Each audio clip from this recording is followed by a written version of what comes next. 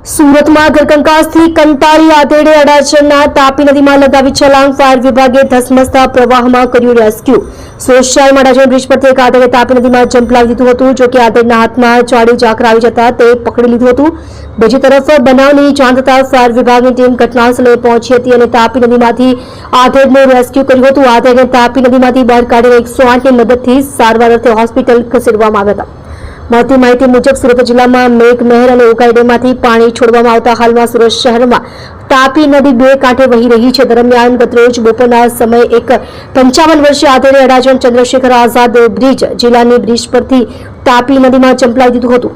તાપી નદીમાં આધેડ કૂદી જતા આધેડ તણાવવા લાગ્યા હતા। સદનસીબે તેના હાથમાં ચાડી ઝાકરા આવી ગયા હતા અને આધેડે તે પકડી રાખ્યા હતા।